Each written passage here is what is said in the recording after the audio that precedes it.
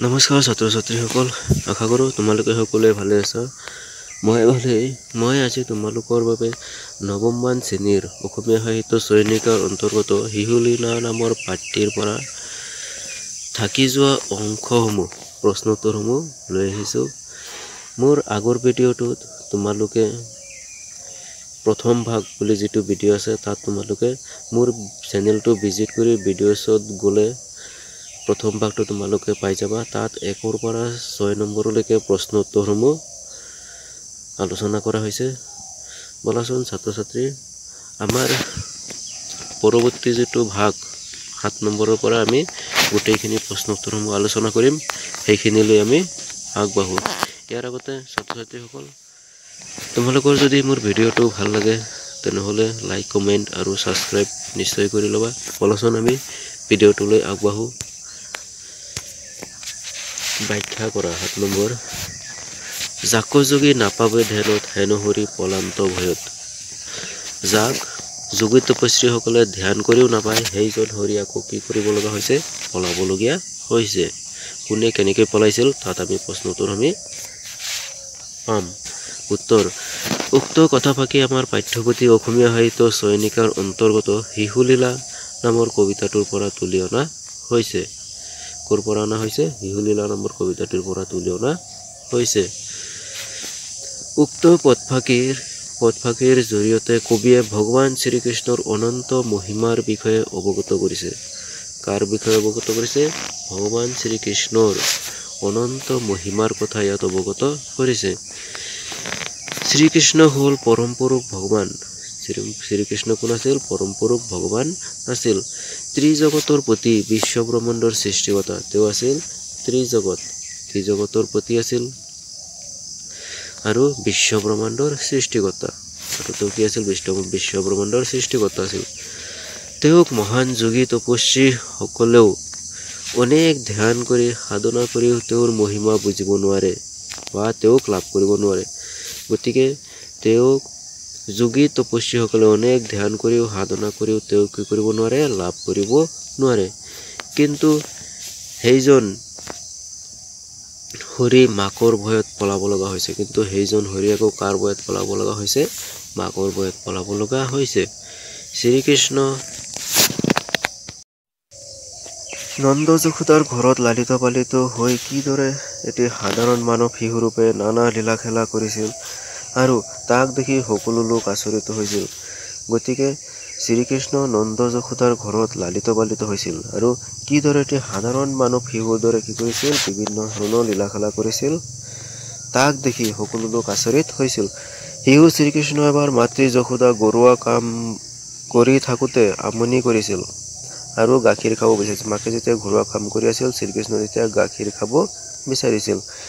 যশোদাই কৃষ্ণক কোলাত তুলি লৈ গাখীৰ খাবলৈ দিওঁতেই দেখিলে চৌকাৰ ওপৰত তুলি থৈ অহা গাখীৰ উতলি পৰিব ধৰিছে। গতিকে যশোদা শ্ৰীকৃষ্ণক কোলাত তুলি লৈ যেতিয়া গাখীৰ দিবলৈ আৰম্ভ কৰিছিল, তেতিয়া চৌকাৰ পৰা গাখীৰ বহাই আহিছিল চৌকাত, সেই গাখীৰ উতলি পৰিবলৈ ধৰিছিল। তেতিয়া যশোদাই কৃষ্ণক কোলাৰ পৰা নমাই থৈ গাখীৰ নমাবলৈ গ'ল। কোলাৰ পৰা কৃষ্ণক নমাই থৈ কি কৰিবলৈ গৈছিল? গাখীৰ নমাবলৈ গৈছিল। তেতিয়া শ্ৰীকৃষ্ণই খঙেৰে দধিৰ ভাণ্ডবোৰ ভাঙিছিল আৰু কোঠাৰ চাৰিওফালে সিঁচৰিত কৰিছিল। গতিকে তেওঁ শ্ৰীকৃষ্ণই কি কৰিছিল? দধিৰ ভাণ্ডবোৰ ভাঙিছিল আৰু কোঠাৰ চাৰিওফালে সিঁচৰিত কৰিছিল। যশোদাই ঘূৰি আহি কৃষ্ণৰ কৰ্মকাণ্ডবোৰ দেখি কৃষ্ণক এসেকা দিবলৈ খেদা ধৰিছিল আৰু যশোদাই ঘূৰি আহি কৃষ্ণক কি কৰিছিল? কৰ্মকাণ্ডবোৰ দেখি এসেকা দিবলৈ শাস্তি দিবলৈ খেদা ধৰিছিল। মাকৰ খেদা খাই জগতৰ ঈশ্বৰ শ্ৰীকৃষ্ণ ভয়তে পলাবলৈ ধৰে। গতিকে জগতৰ ঈশ্বৰ শ্ৰীকৃষ্ণ এতিয়া কি কৰিবলৈ ধৰিলে? মাকৰ খেদা খাই পলাবলৈ ধৰিলে। উক্ত পদফাকিৰ জৰিয়তে কবিয়ে ভগৱান শ্ৰীকৃষ্ণৰ মহিমা প্ৰকাশ কৰিছে। ইয়াত শ্ৰীকৃষ্ণৰ কি কৰা হৈছে? মহিমাৰ কথা, গুণ গৰিমাৰ কথা প্ৰকাশ কৰা হৈছে। খ নম্বৰ। ভাণ্ড ভাঙ্গি আবে যাইবি কোঠা খাইব আজি কৃষ্ণ তোৰ মাথা। গতিকে দধি ভাণ্ডবোৰ ভাঙি তই ক'ত যাবি? আজি তোৰ কি খাম? মাথা খাম, মানে মোৰ খাম। উত্তৰটো এনেদৰে লিখিব পাৰা। উক্ত কথাফাকি আমাৰ পাঠ্যপুথি অসমীয়া সাহিত্য চয়নিকাৰ অন্তৰ্গত মহাপুৰুষ শ্ৰীমন্ত শংকৰদেৱৰ দ্বাৰা ৰচিত শিশুলীলা নামৰ কবিতাটোৰ পৰা তুলি দিয়া হৈছে। উক্ত কথফাকিত শ্ৰীকৃষ্ণই দধিৰ ভাণ্ডবোৰ ভঙাৰ বাবে যশোদাৰ অতিমাত্ৰা খং উঠিছে আৰু খংখিনি প্ৰকাশ কৰিছে। গতিকে শ্ৰীকৃষ্ণই দধিৰ ভাণ্ডবোৰ ভঙাৰ বাবে মাকৰ বৰ খং উঠিছে আৰু মাকৰ খংখিনি কি কৰা হৈছে ইয়াত প্ৰকাশ কৰা হৈছে। মাতৃ যশোদাই শ্ৰীকৃষ্ণ কোলাৰ পৰা নমাই গাখীৰ খোৱাৰ পৰা বিৰত কৰি চৌকাত বহাই থোৱা গাখীৰ নমাবলৈ যোৱাৰ বাবে কৃষ্ণৰ খং উঠিছে। গতিকে মাক যশোদাই কৃষ্ণ কোলাৰ পৰা নমাই থৈ কি কৰিবলৈ গৈছিল? গাখীৰ নমাবলৈ যোৱাৰ বাবে শ্ৰীকৃষ্ণৰ খং উঠিছে। এতিয়া কৃষ্ণই খঙতে শিলগুটি মাৰি দধিৰ ভাণ্ডবোৰ ভাঙিছে। কৃষ্ণই শিলগুটি মাৰি কি কৰিলে? দধিৰ ভাণ্ডবোৰ ভাঙিছে। চিকিয়াৰ পৰা লৱণো নমাই আনি নিজেও খাইছে আৰু লগৰীয়া বান্দৰকো দিছে। গতিকে চিকিয়াৰ পৰা লৱণবোৰ নমাই আনি কি কৰিছে? নিজেও খাইছে আৰু যিসকল লগৰীয়া আছিল, লগৰীয়া বান্দৰ মানে বেলেগ বান্দৰৰ কথা বুজোৱা নাই, লগৰীয়া সকলৰ কথা বুজাইছে, তেওঁলোককো দিছে। কোঠাৰ চাৰিওফালে লৱণবোৰ ছটিয়াই লণ্ডভণ্ড কৰিছে। গতিকে কোঠাৰ চাৰিওফালে কি কৰিছিল? দধিবোৰ ছটিয়াই লৱণবোৰ ছটিয়াই লণ্ডভণ্ড কৰিছিল। গাখীৰ নমাই যশোদাই ঘূৰি আহি কৃষ্ণৰ কৰ্মকাণ্ডবোৰ দেখি কৃষ্ণক মাৰিবলৈ খেদা ধৰিলে। গতিকে এতিয়া গাখীৰ নমাই আহি যশোদা কৃষ্ণৰ এই কৰ্মকাণ্ডবোৰ দেখি কৃষ্ণক মাৰিবলৈ খেদিবলৈ ধৰিলে। মাকৰ ভয়ত শিশু কৃষ্ণ দৌৰি পলাব ধৰে। মাকৰ ভয়ত শ্ৰীকৃষ্ণই কি কৰিবলৈ ল'লে? দৌৰি পলাবলৈ ধৰিলে। মাকৰ ভয়ত শিশু কৃষ্ণ দৌৰি পলাব ধৰে। মাকৰ ভয়ত এতিয়া শ্ৰীকৃষ্ণ কি কৰিব লৈছে? দৌৰি পলাব ধৰিছে। কৃষ্ণক খেদি ধৰিব নোৱাৰি যশোদা ভাগৰি পৰিছে। কৃষ্ণক খেদি ধৰিব নোৱাৰি মাক যশোদা ভাগৰি পৰিছে। মাকৰ কষ্ট দেখি কৃষ্ণই নিজে মাকৰ হাতত ধৰাই দিলে। শেষৰ দেখিছে মাকৰ বহুত কষ্ট হৈছে, হয়নে? সেইকাৰণে তেওঁ কি কৰি দিলে? শ্ৰীকৃষ্ণ মাকৰ হাতত ধৰা দিলে। যশোদাই আহি শিশু কৃষ্ণক ধৰি উপৰোক্ত পদফাকি অৱদান হৈছে। এতিয়া মাক যশোদাই আহি পেলাই কি কৰিলে? শ্ৰীকৃষ্ণক উক্ত পদফাকি যিটো আমাৰ প্ৰশ্ন কৰিছিল, উক্ত পদফাকি অৱতাৰণা কৰিছিল। 9 নম্বৰ, পাছে পাছে যশোদা খেদন্ত ভয় লাগে মাবক নেদন্ত। পাছে পাছে কোনে খেদি আছিল? যশোদাই খেদি আছিল। ইফালে কাক দেখি ভয় লাগিছে? শ্ৰীকৃষ্ণক মাকক দেখি ভয় লাগিছে। গতিকে কোনে কেনেকৈ কেতিয়া উক্ত পদফাকি কৈছিল তাকে আমি কি কৰিব লাগিব? ব্যাখ্যা কৰিব লাগিব। উত্তৰটো লিখিব পাৰা। উক্ত কবিতাফাকি আমাৰ পাঠ্যপুথি অসমীয়া সাহিত্য চয়নিকাৰ অন্তৰ্গত মহাপুৰুষ শ্ৰীমন্ত শংকৰদেৱৰ দ্বাৰা বিৰচিত শিশুলীলা নামৰ কবিতাটোৰ পৰা তুলি দিয়া হৈছে। কাৰ পৰা অনা হৈছে? শিশুলীলা নামৰ কবিতাটোৰ পৰা অনা হৈছে। শিশু শ্ৰীকৃষ্ণই কৰা দুষ্টালিৰ বাবে মাতৃ যশোদাই হেঁকা দিবলৈ খেদা ধৰিলে। গতিকে শ্ৰীকৃষ্ণই দুষ্টালি কৰাৰ বাবে মাকে কি কৰিব লাগিছিল? মাকে শাস্তি দিব বিচাৰিছিল, খেদা ধৰিছে আৰু কৃষ্ণক মাকৰ ভয়ত ধৰি পলাইছে বুলি পদফাকিত ব্যক্ত কৰিছে। আৰু শ্ৰীকৃষ্ণই মাকৰ ভয়ত কি কৰিছে? দৌৰি পলাইছে। জগতৰ ঈশ্বৰ শ্ৰীকৃষ্ণই শিশু অৱস্থাত মাকে ঘৰুৱা কাম বন কৰি থাকোঁতে বহুত আমনি কৰিছিল। গতিকে শ্ৰীকৃষ্ণ যেতিয়া শিশু অৱস্থাত মাকে ঘৰুৱা কাম বন কৰি থাকোঁতে কি কৰিছিল? মাকক বৰ আমনি কৰিছিল। কৃষ্ণই কৰা দুষ্টালিৰ বাবে মাক যশোদাই শাস্তিও প্ৰদান কৰিছিল। গতিকে কৃষ্ণই কৰা দুষ্টালিৰ বাবে মাকেও শাস্তিও প্ৰদান কৰিছিল। এবাৰ কৃষ্ণই গাখীৰ আধা খোৱা হোৱাৰ বাবে খঙতে দধিৰ ভাণ্ডবোৰ ভাঙিছিল আৰু কোঠাৰ চাৰিওফালে দধিবোৰ ছটিয়াইছিল। গতিকে শ্ৰীকৃষ্ণক এবাৰ কি কৈছিল? গাখীৰ আধা খোৱা হোৱাৰ বাবে মাক যশোদাই কি কৰিছিল? গাখীৰ নমাবলৈ গৈছিল। গতিকে শ্ৰীকৃষ্ণৰ গাখীৰ খোৱা আধা হৈছিল আৰু তেওঁৰ পেট ভৰা নাছিল। সেইকাৰণে তেওঁ কি কৰিলে? শ্ৰীকৃষ্ণক কোলাৰ পৰা নমাই থৈ যোৱাৰ বাবে দধিৰ ভাণ্ডবোৰ তেওঁ ভাঙিবলৈ লৈছিল আৰু কোঠাৰ চাৰিওফালে কি কৰিছিল? দধিবোৰ সিঁচৰিত কৰিছিল, ছটিয়াইছিল। যশোদাই আহি কৃষ্ণৰ কৰ্মকাণ্ডবোৰ দেখি কৃষ্ণক হেঁকা দিবলৈ হাতত লাঠি তুলি লৈছিল। গতিকে যশোদাই কি কৰিলে? শ্ৰীকৃষ্ণৰ কৰ্মকাণ্ডবোৰ দেখি তেওঁক শাস্তি দিবৰ বাবে মাকে কি কৰিলে? হাতত এছাৰি তুলি লৈছিল। কৃষ্ণই মাকে মাৰিব বুলি বুজি পাই ভয়তে দৌৰি পলাব ধৰিলে। গতিকে শ্ৰীকৃষ্ণই কি কৰিলে? মাকে মাৰিব বুলি তেওঁ গম পালে আৰু ভয়তে দৌৰি পলাবলৈ ধৰিছিল। দৌৰি যোৱা কৃষ্ণৰ পাছে পাছে যশোদাও খেদা ধৰে। গতিকে দৌৰি যোৱা কৃষ্ণৰ পাছে পাছে কোনে খেদিবলৈ ধৰিছিল? যশোদাই খেদিবলৈ ধৰিছিল। শিশুলীলা পাঠৰ আধাৰত শ্ৰীকৃষ্ণৰ নানা ধৰণৰ কাৰ্যৰ বিষয়ে নিজৰ ভাষাৰে বিৱৰি লিখা। গতিকে শিশুলীলা পাঠৰ আধাৰত শ্ৰীকৃষ্ণৰ নানা ধৰণৰ কাৰ্যৰ কি তেওঁ কৰিছিল, হয়নে, কি লীলা কৰিছিল তাৰ বিষয়ে কি কৰিব লাগে, বৰ্ণনা কৰিব লাগে, লিখিব লাগে, বিৱৰি লিখিব লাগে। উত্তৰটো লিখিব পাৰা। ভগৱান শ্ৰীকৃষ্ণ হৈছে বিষ্ণুৰ অৱতাৰ। আমি জানো শ্ৰীকৃষ্ণ আছিল তাৰ অৱতাৰ, বিষ্ণুৰ অৱতাৰ। শ্ৰীকৃষ্ণই সাধাৰণ মানৱ শিশুৰূপে পৃথিৱীত অৱতাৰ লৈ নানান লীলা খেলা কৰিছিল। গতিকে সাধাৰণ মানৱ শিশুৰ দৰেই তেওঁ জন্ম লৈ কি কৰিছিল, সাধাৰণ মানৱ শিশুৰ দৰে বিভিন্ন ধৰণৰ লীলা খেলাবিলাক কৰিছিল। মহাপুৰুষ শ্ৰীমন্ত শংকৰদেৱে শিশুলীলা কবিতাটিত শ্ৰীকৃষ্ণৰ কাৰ্যকলাপ বৰ সুন্দৰ ৰূপত অৱতাৰণা কৰিছে। গতিকে মহাপুৰুষ শ্ৰীমন্ত শিশুলীলা কবিতাটিত শ্ৰীকৃষ্ণৰ কাৰ্যকলাপ, তেওঁৰ লীলাবিলাকৰ বিষয়ে বৰ সুন্দৰকৈ বৰ্ণনা কৰিছে। মাতৃ যশোদাই দধিমতি থকা অৱস্থাত কৃষ্ণই আমনি কৰিছে, গাখীৰ খাবলৈ বিচাৰিছে। গতিকে মাতৃ যশোদা যেতিয়া দধিমতি আছিল, সেই অৱস্থাত শ্ৰীকৃষ্ণই কি কৰিছিল, মাকক আমনি কৰিছিল আৰু গাখীৰ খাবলৈ বিচাৰিছিল। যশোদাই কৃষ্ণক কোলাত তুলি লৈ গাখীৰ খুৱাবলৈ ধৰে। গতিকে যশোদাই শ্ৰীকৃষ্ণক গাখীৰ খাবলৈ গৈছে বুলি, শ্ৰীকৃষ্ণক গাখীৰ খাবলৈ মন গৈছে বুলি বুজি পালে আৰু কৃষ্ণক গাখীৰ খুৱাবলৈ আৰম্ভ কৰিছিল। সেই সময়তে চৌকাত বহাই থৈ অহা গাখীৰ উতলি পৰিব ধৰা দেখি যশোদা দৌৰি গাখীৰ নমাবলৈ যায়। গতিকে শ্ৰীকৃষ্ণই যেতিয়া গাখীৰ খুৱাই আছিল শ্ৰীকৃষ্ণক, সেই সময়তে কি হৈছিল, যশোদাই চৌকাত গাখীৰ বহাই আহিছিল আৰু সেই গাখীৰ উতলি পৰিবলৈ ধৰিছিল। তেতিয়া শ্ৰীকৃষ্ণক নমাই থৈ তেওঁ কি কৰিবলৈ গৈছিল, গাখীৰ নমাবলৈ গ'ল। দৌৰি কি কৰিবলৈ গ'ল, গাখীৰ নমাবলৈ গ'ল। কৃষ্ণ কোলাৰ পৰা নমাই দিয়া আৰু গাখীৰ আধা খোৱা হোৱাৰ বাবে কৃষ্ণৰ সাধাৰণ শিশুৰ দৰে খং উঠিছে। গতিকে শ্ৰীকৃষ্ণৰ গাখীৰ খোৱা আধা হৈছিল, হয়নে, সেইকাৰণে শ্ৰীকৃষ্ণই এতিয়া কি কৰিলে, বৰ খং উঠিছে।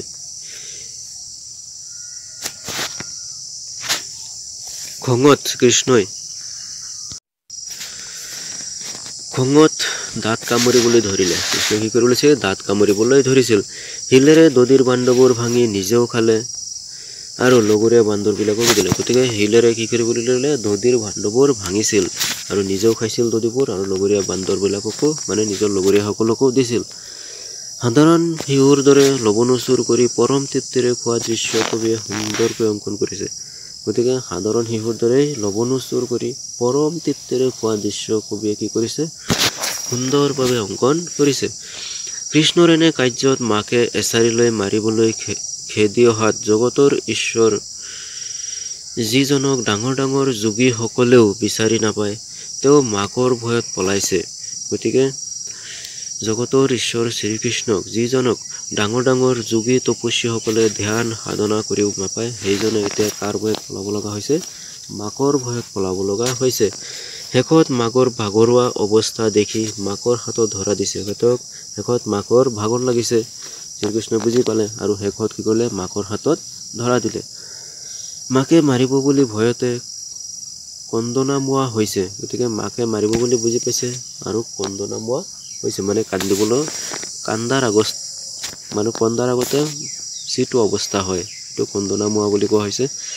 এনেদৰে শিশু কৃষ্ণই সাধাৰণ মানৱ শিশুৰ দৰে নিজৰ কাৰ্যৰে মাকক হাইৰাণ কৰিছে। এনেদৰে শ্ৰীকৃষ্ণই কি কৰিছে, সাধাৰণ মানৱ শিশুৰ দৰে নিজৰ কাৰ্যৰে মাকক হাইৰাণ কৰিছে, মানে আচৰিত কৰিছে। 9 নম্বৰ, মহাকোপে কোঠা পশিলন্ত সিঞ্জিৰাই লবনো ভোজন্ত। শ্ৰীকৃষ্ণ কি কৰিছিল, মহাকোপে মানে খঙত ক'ত পাইছিল, কোঠাত পাইছিল। পশিলন্ত মানে কোঠাত গৈ সোমাইছিল। সিঞ্জিৰাই লবনো ভোজন্ত, আৰু তো কি কৰিছিল, কি ভোজন কৰিছিল, লবনো তো ভোজন কৰিছিল। গতিকে কোনে কেতিয়া কেনেকৈ লবনো ভোজন্ত কৰিছিল, কোনে অতি খঙেৰে কোঠাত সোমাইছিল আৰু কিয় লবণবোৰ চাৰিওফালে ছটিয়াইছিল, সেইখিনি আমি কি কৰিব লাগিব, এতিয়া বুজাই লিখিব লাগিব। উত্তৰটো লিখিব পাৰে। শিশু কৃষ্ণ অতি খঙেৰে কোঠাত সোমাইছিল। শ্ৰীকৃষ্ণ অতি খঙেৰে ক'ত সোমাইছিল, কোঠাত সোমাইছিল। এদিন যশোদাই দধিমতি থকা সময়ত কৃষ্ণ আহি গাখীৰ খাবলৈ আমনি কৰে। গতিকে এদিন যশোদাই দধিমতি থকা সময়ত শ্ৰীকৃষ্ণই কি কৰিব বিচাৰিছিল, গাখীৰ খাব বিচাৰিছিল। যশোদাই শ্ৰীকৃষ্ণক গাখীৰ খুৱাবলৈ কোলাত তুলি লৈছিল। গাখীৰ দিয়াৰ বাবে কি কৰিবলৈ লৈছিল, কোলাত তুলি লৈছিল। সেই সময়তে চৌকাৰ ওপৰত তুলি থৈ অহা গাখীৰ উতলি পৰিব ধৰা দেখি যশোদাই কৃষ্ণক কোলাৰ পৰা নমাই গাখীৰ নমাবলৈ গ'ল। গতিকে যশোদাই কি কৰিছিল, চৌকাৰ ওপৰত গাখীৰ বহাই আছিল। সেই গাখীৰ এতিয়া কি কৰিবলৈ ধৰিছিল, উতলি পৰিব ধৰা দেখি কৃষ্ণক কোলাৰ পৰা নমাই থৈ তেওঁ কি কৰিবলৈ গ'ল, গাখীৰখিনি নমাবলৈ গ'ল। এই কথাটোতে কৃষ্ণৰ খং উঠে আৰু খঙতে দাঁত কামুৰিবলৈ ধৰে। গতিকে কৃষ্ণৰ বৰ খং উঠিছিল আৰু খঙত তেওঁ কি কৰিবলৈ লৈছিল, দাঁত কামুৰিবলৈ ধৰিছিল। তাৰ পাছত শিলেৰে দধিৰ ভাণ্ডবোৰ ভাঙিছিল। এতিয়া তেওঁ কি কৰিবলৈ লৈছিল, দধিৰ ভাণ্ডবোৰ শিলগুটিৰে ভাঙিবলৈ ধৰিছিল। কোঠাত দধিবোৰ সিঁচৰিত কৰিছিল। কোঠাৰ চাৰিওফালে দধিবোৰ কি কৰিবলৈ কৰিছিল, সিঁচৰিত কৰিছিল, ছিটিয়াইছিল। চিকিয়াৰ পৰা লৱণবোৰ নমাই আনি নিজেও খাইছিল আৰু লগৰীয়া বান্দৰবিলাকো খুব খুৱাইছিল। গতিকে চিকিয়াৰ পৰা লৱণবোৰ নমাই আনি কি কৰিলে, নিজেও খালে আৰু লগৰীয়া বান্দৰবিলাককো খাবলৈ দিলে। 10 নম্বৰ, কৃষ্ণক ধৰিবলৈ গৈ যশোদাৰ কেনে অৱস্থা হৈছিল বুজাই লিখা। গতিকে কৃষ্ণক ধৰিবলৈ গৈ কৃষ্ণৰ কেনে অৱস্থা হৈছিল তাকে প্ৰশ্নটোত লিখিবলৈ কৈছে। উত্তৰটো লিখিব পাৰা। শিশু অৱস্থাত শ্ৰীকৃষ্ণ মাকৰ বিভিন্ন কাৰ্যত বাধাৰ সৃষ্টি কৰিছিল। মাকৰ বিভিন্ন কাৰ্যত কি কৰিছিল, বাধাৰ সৃষ্টি কৰিছিল। এবাৰ তেওঁ শ্ৰীকৃষ্ণক কোলাৰ পৰা নমাই থৈ চৌকাৰ পৰা গাখীৰ নামাবলৈ যাওঁতে কৃষ্ণই খঙতে দধিৰ ভাণ্ডবোৰ শিলগুটি মাৰি ভাঙিছিল। গতিকে শ্ৰীকৃষ্ণক নমাই থৈ, কোলাৰ পৰা নমাই থৈ যশোদাই কি কৰিছিল, চৌকাত গাখীৰ বহাইছিল। সেই গাখীৰখিনি নমাবলৈ গৈছিল, কাৰণ চৌকাৰ পৰা কি হৈছিল, গাখীৰ উতলি পৰিব ধৰিছিল। তাকে দেখি শ্ৰীকৃষ্ণই কি কৰিলে, শিলগুটি মাৰি দধিৰ ভাণ্ডবোৰ ভাঙিবলৈ ধৰিছিল। চিকিয়াৰ পৰা লৱণবোৰ নমাই নিজেও খাইছিল আৰু লগৰীয়া বান্দৰকো দিছিল। গতিকে নিজেও খাইছিল লৱণবোৰ আৰু লগৰীয়া বান্দৰ, মানে যিসকল লগৰীয়া তেওঁলোকৰ কথা বুজাইছে। শ্ৰীকৃষ্ণই এই কৰ্মকাণ্ডবোৰ মাকৰ অতি খং উঠিছিল। শ্ৰীকৃষ্ণৰ এই কৰ্মকাণ্ডবোৰ দেখি মাকৰ বৰ খং উঠিছিল। শ্ৰীকৃষ্ণক এসেকা দিওঁ বুলি এছাৰি লৈ মাৰিবলৈ গৈছিল। আৰু শ্ৰীকৃষ্ণক কি কৰিবলৈ গৈছিল, শাস্তি দিম বুলি এছাৰি লৈ মাৰিবলৈ গৈছিল। কৃষ্ণক খেদোতে তাইৰ খোপাৰ খুলি গৈছিল। গতিকে কৃষ্ণক মাৰিবলৈ যাওঁতে তাইৰ খোপা কি কৰিছিল, খুলি গৈছিল আৰু খোপাৰ পৰা মালতী ফুল পৰি গৈছিল। খোপাত কি ফুল লগাই থৈছিল, মালতী ফুল। গতিকে মালতী ফুল পৰি গৈছিল।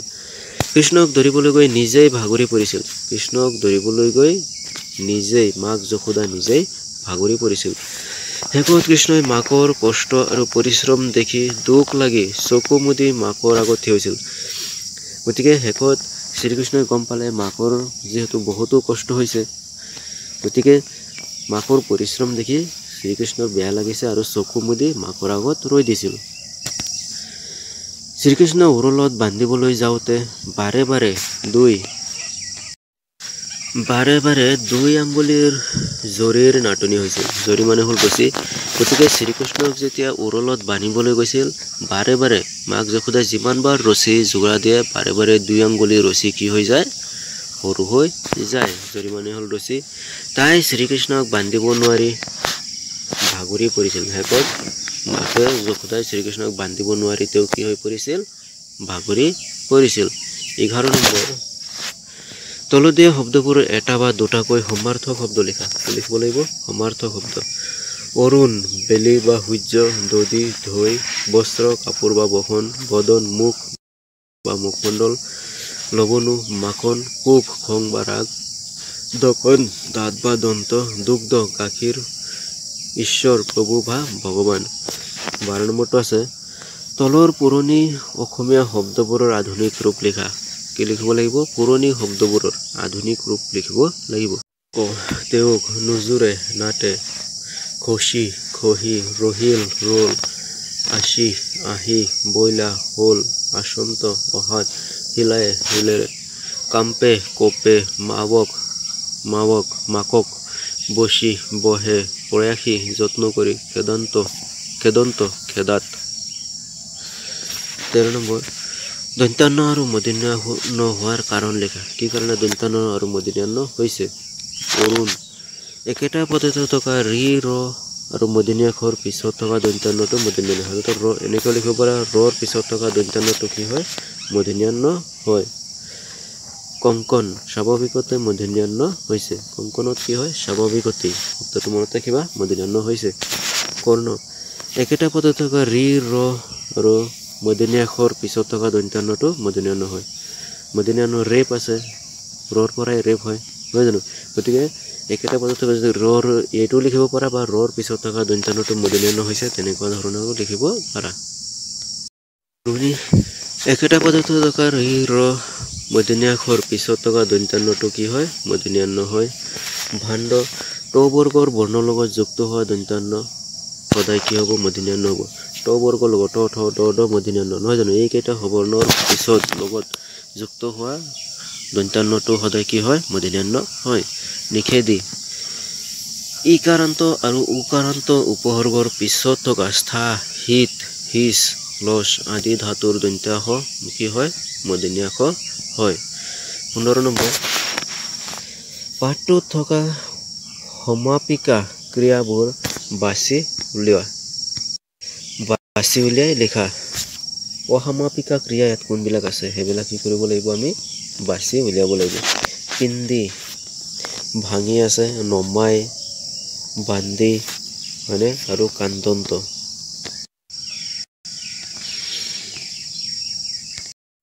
এইখিনি আছিল আমাৰ প্ৰশ্ন উত্তৰ মোৰ ছাত্ৰ